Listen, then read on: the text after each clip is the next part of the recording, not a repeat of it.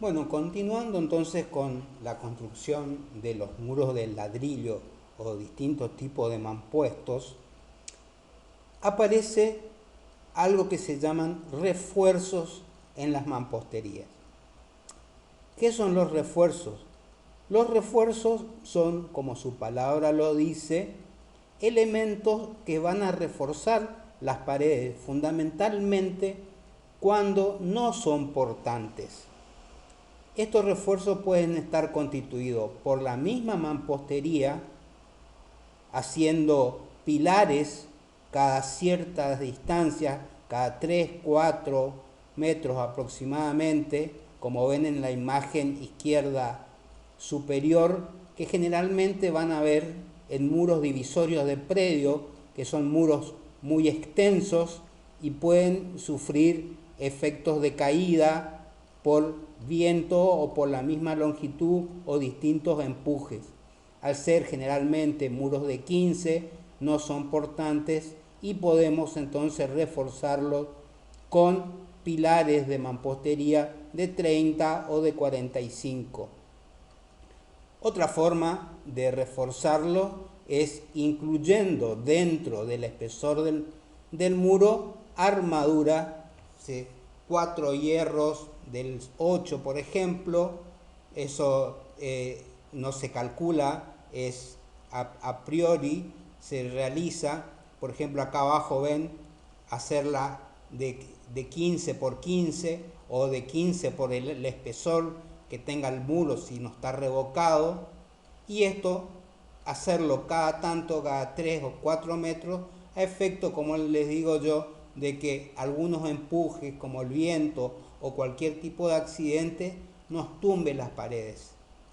También acá a la derecha ven en los bloques cerámicos no portantes, como ven, acá ven un bloque de 18 que no son portantes, pero sí resisten algunas cargas livianas. Por ejemplo, resisten un techo de chapa de hierro galvanizado, una chapa de zinc, como ustedes conocen, ondulada, pero tenemos que acompañar, por ejemplo, acá en los encuentros, en las esquinas, los refuerzos verticales que no son columnas sino refuerzos, porque terminan en la viga de encadenado y no llevan zapatas de fundación como hemos visto en los replanteos.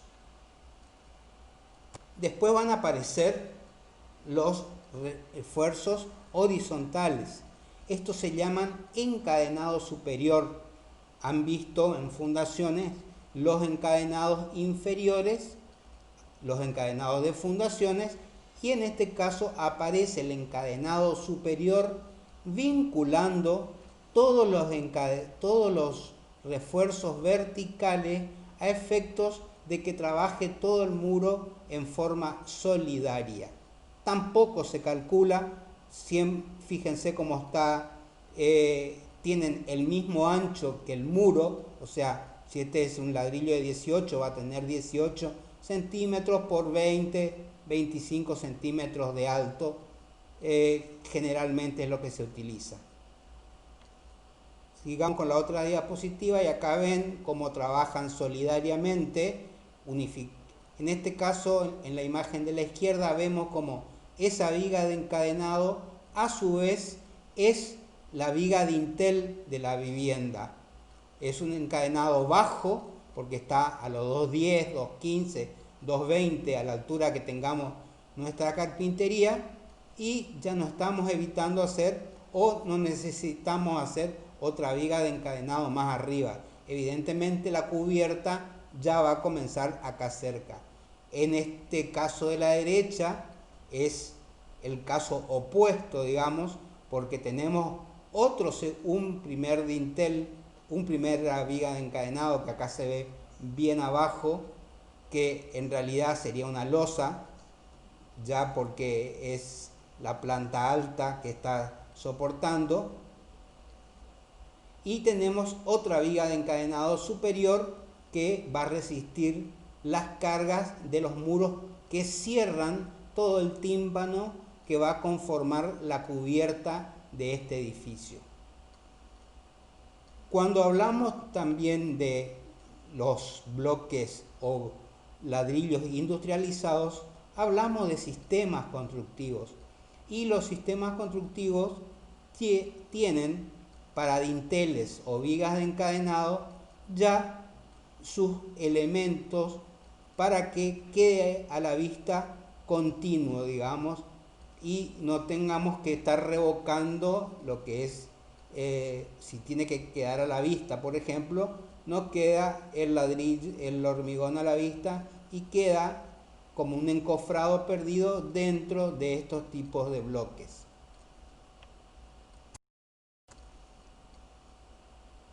El otro refuerzo que más conocen ustedes son los dinteles, que van a ir por encima de las carpinterías, es decir, el vano es un agujero, es un elemento que va a debilitar nuestro muro, por lo que para que las cargas se distribuyan hacia los costados tenemos que interceptarlo con un elemento estructural que llamamos dintel.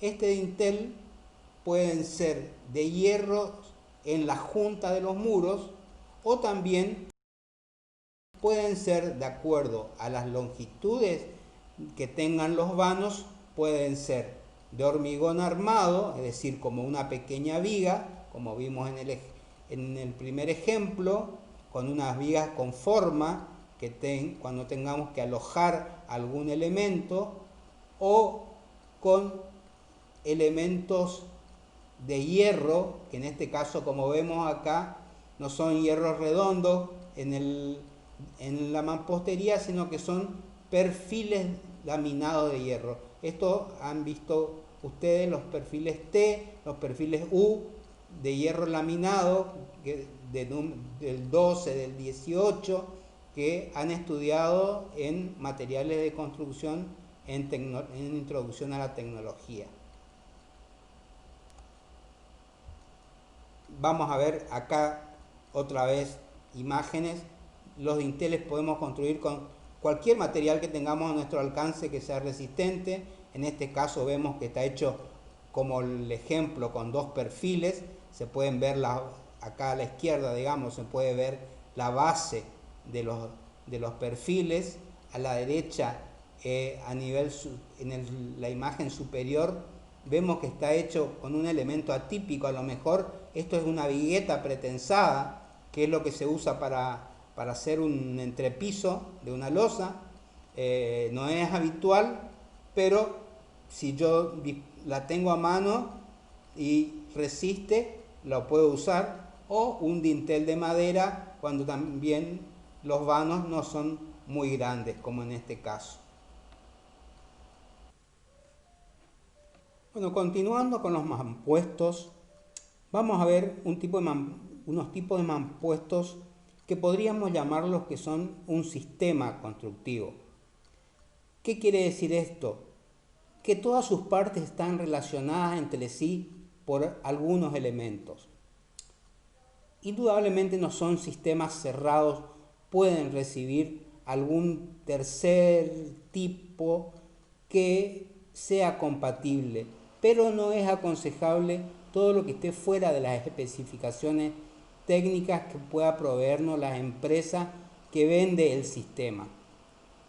Ahí yo le puse en el título de la lámina un par de marcas para que ustedes googleen y busquen los tipos que existen. Van a encontrar diferentes marcas con diferentes tipologías, pero básicamente son bloques de hormigón industrializados, sistematizados, es decir, en sus medidas, en sus componentes, los que nos facilitan la construcción en muchos aspectos. El bloque de hormigón, como hemos visto en otros anteriores, tienen piezas especiales para distintas situaciones, para poner instalaciones, para poner las vigas de dinteles, para poner columnas. Van a encontrar en sus distintas marcas distintos tipos, distintas medidas. En general, fíjense, las medidas que aparecen son las medidas que que no son nominales, porque estas medidas de 19 por 39 nos conforman una medida nominal de 20 por 40, por ejemplo. Cuando nosotros vamos a desarrollar un proyecto sabiendo que vamos a utilizar este tipo de bloques y sabiendo que es un bloque de hormigón que no se lo puede cortar en forma sencilla, tenemos que trabajar con esta modulación, es decir, de 20 por 40. Cuando vamos a elegir una ventana o cualquier tipo de carpintería, tengamos en cuenta que la modulación va a ser 20 o 40. No vamos a poner una puerta de 70 o una puerta de 90 en estos casos que la modulación no nos permite. Sobre todo si vamos a dejar a la vista, que es una de las ventajas que tiene el bloque de hormigón. Su poca absorción hace que podamos dejar a la vista solamente con la pintura y estéticamente prolija. Es una de las razones por la cual son económicos por el tamaño y porque le podemos dejar sin revoque, tanto interior como exterior. Una desventaja que ofrece es su gran tramitancia térmica, es decir, generalmente por eso no lo vemos en viviendas. Ustedes van a ver este tipo de obras en industria, grandes galpones, concesionarias de autos, grandes talleres, donde por ahí la aislación térmica no es tan importante. Sin embargo, por la masa que tiene, por su peso específico, su aislación acústica sí es muy importante. Si nosotros requerimos, por ejemplo, en una concesionaria de autos, donde tenemos un área de oficinas y un área de taller mecánico, en el área de oficina necesitamos, por ejemplo, aislación térmica porque la gente está trabajando en otra modalidad. En ese caso hay que pensar en una pared de múltiples capas, como vamos a ver ya el año que viene, donde poder interponer aislaciones que permitan que se cumplan con los requisitos de aislación térmica para cada local.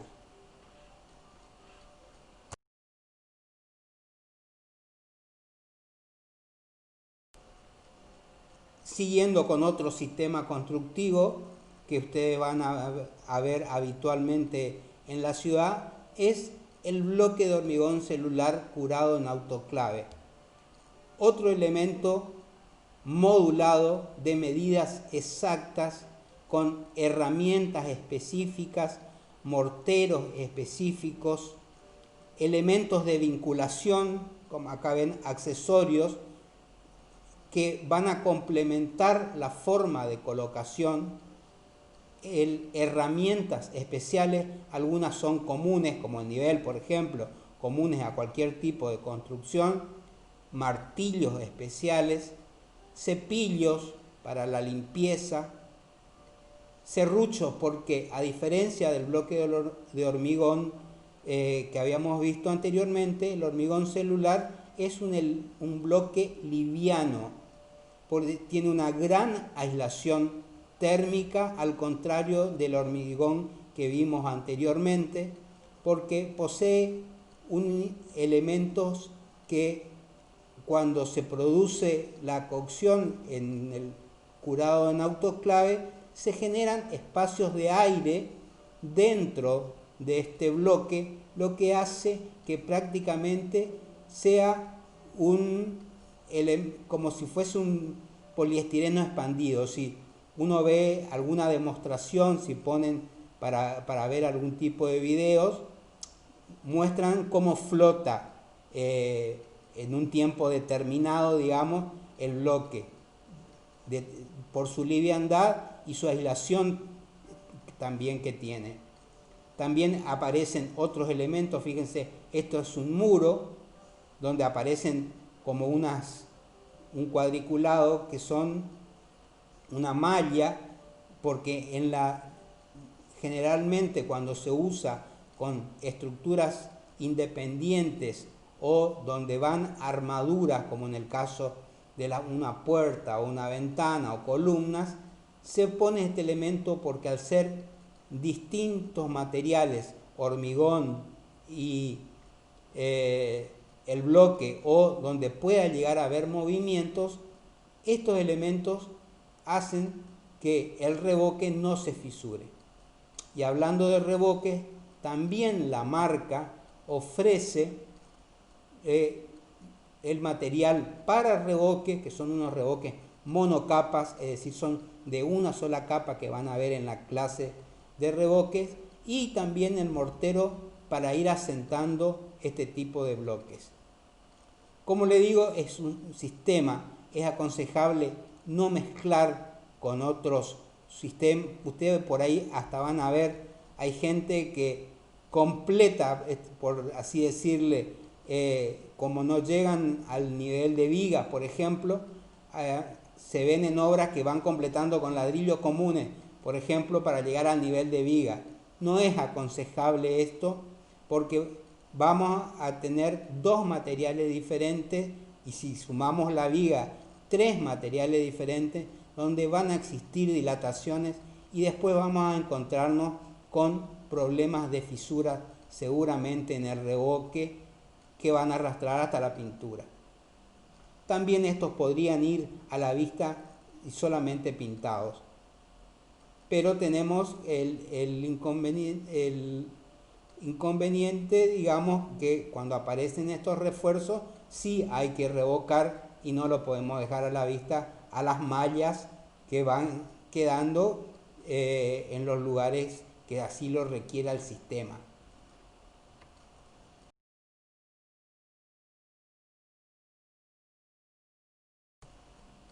Y como hablábamos de cumplir o no los requisitos de aislación térmica, ustedes vieron clima el año pasado en tecnología y vieron que la República Argentina se subdivide en zonas bioclimáticas.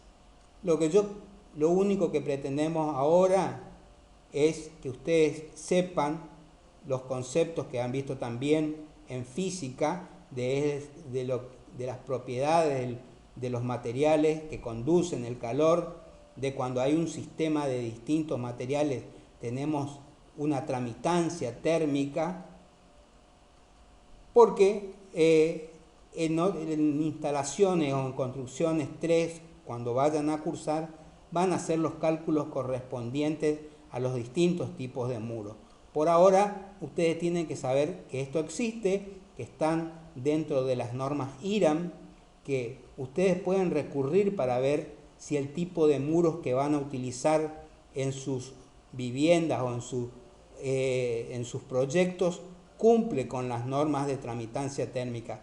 Por lo menos, si no hacemos el cálculo, ustedes tienen que saber, ya hay estandarizado dentro de las normas diferentes tipos de muros que cumplen para algunas zonas y para otras no, o cumplen mínimamente, medianamente o altamente estas normas. Van a encontrar distintas categorías.